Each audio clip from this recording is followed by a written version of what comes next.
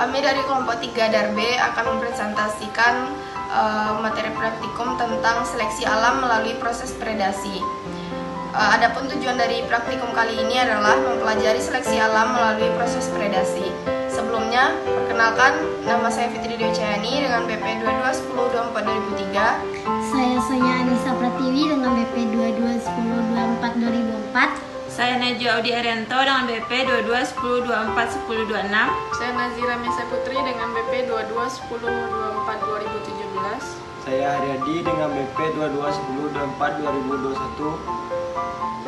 Yang pertama ada pengertian seleksi alam. Seleksi alam adalah perbedaan kemampuan untuk hidup dan reproduksi dari suatu individu yang diakibatkan oleh perbedaan kecocokan fenotip yang dimiliki oleh organisme tersebut dengan lingkungannya. Seluruh makhluk hidup yang ada di bumi saat ini merupakan hasil dari seleksi alam. Alam mempunyai cara untuk menyaring dan mengatur segala sesuatu yang ada di dalamnya. Kehidupan makhluk hidup tidaklah statis, melainkan selalu berubah ataupun dinamis. Perubahan tersebut dipengaruhi oleh lingkungan yang menimbulkan proses yang disebut dengan adaptasi dan menjadi evolusi melalui seleksi alam. Secara etimologi, seleksi alam adalah kemampuan alam untuk menyeleksi organisme yang hidup di dalamnya.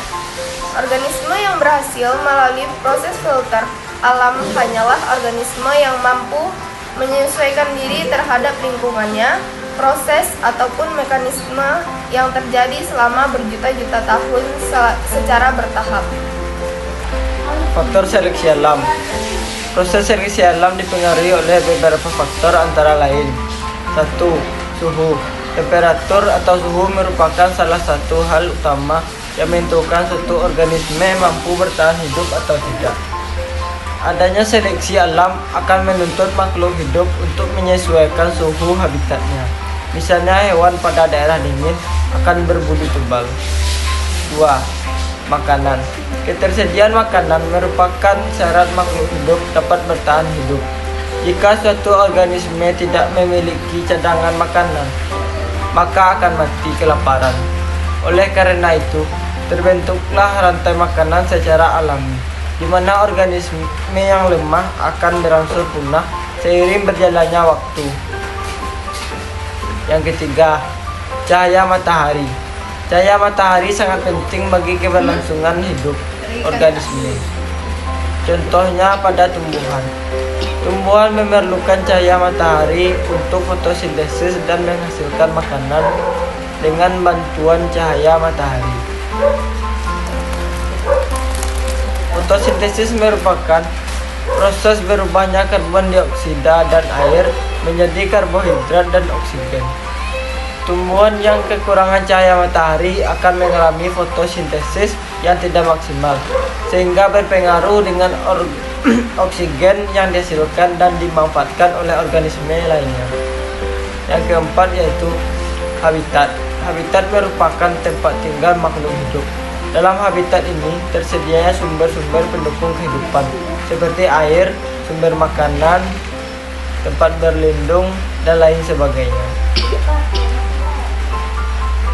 Kerusakan lingkungan akibat penebangan secara liar akan merusak habitat berbagai macam organisme seperti harimau Sumatera yang kini terdesak oleh manusia dan diperkirakan akan segera punah. Seleksi alam bekerja berdasarkan fenotip, ciri-ciri organisme yang sebenarnya berinteraksi dengan lingkungan.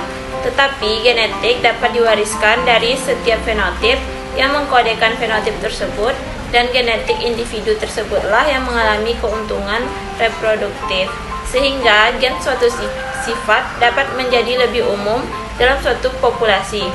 Seiring waktu, proses ini dapat menghasilkan populasi yang berspesialisasi untuk relung ekologis tertentu atau evolusi mikro, dan pada akhirnya dapat menghasilkan spesiasi atau munculnya spesies baru atau evolusi makro. Dengan kata lain, seleksi alam adalah proses kunci dalam evolusi suatu populasi.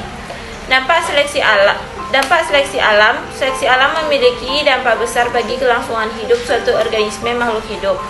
Bagi organisme yang tidak mampu melewati proses seleksi alam, maka populasinya akan berkurang dan dapat menyebabkan kepunahan suatu spesies.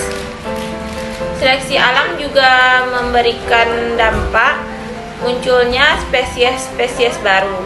Karena dengan adanya adaptasi yang dilakukan makhluk hidup, maka akan menciptakan keanekaragaman makhluk hidup lainnya. Pengertian predasi. Predasi adalah interaksi antar makhluk hidup yang ditandai adanya pemangsa dan yang dimangsa. Perilaku predasi ini termasuk aksi memburu, menangkap, dan membunuh mangsa. Interaksi jenis ini menguntungkan bagi pemangsa namun merugikan bagi mangsa. Walaupun begitu, adanya interaksi predasi ini merupakan bagian dari rantai makanan. Aksi memangsa hewan lain ini merupakan bentuk dari menjaga keseimbangan ekosistem dan kontrol populasi. Interaksi antar spesies yang merupakan predasi adalah ular dan tikus. Selain itu, berbagai interaksi hewan karnivora juga merupakan contoh dari predasi. Interaksi predasi ini bisa dilakukan oleh individu seperti macan tutul dan ular ataupun kelompok seperti serigala dan hyena. Namun, perlu diingat bahwa predator sebagai pelaku predasi tidak hanya binatang, ada pula tumbuhan yang merupakan predator. Contohnya, kantung semar yang memakan serangga. Alat dan bahan dalam praktikum. Yang pertama perforator, yang kedua kertas origami warna-warni, yang ketiga lem kertas, yang keempat HVS ukuran A4. Cara kerjanya adalah yang pertama buat potongan kertas dengan perforator sebanyak 100 buah untuk masing-masing warna.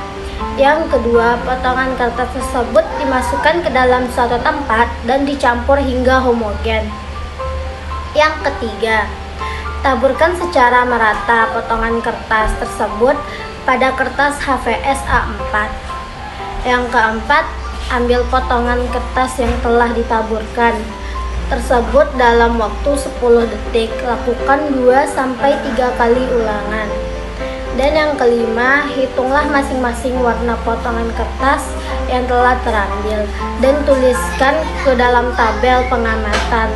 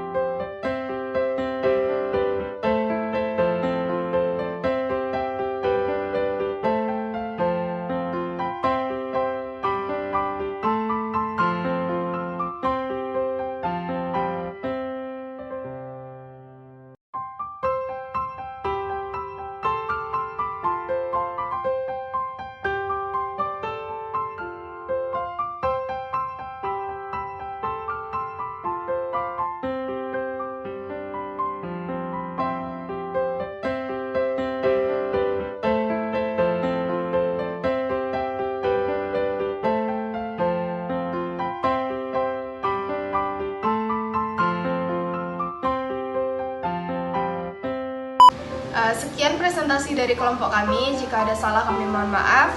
Wassalamualaikum warahmatullahi wabarakatuh.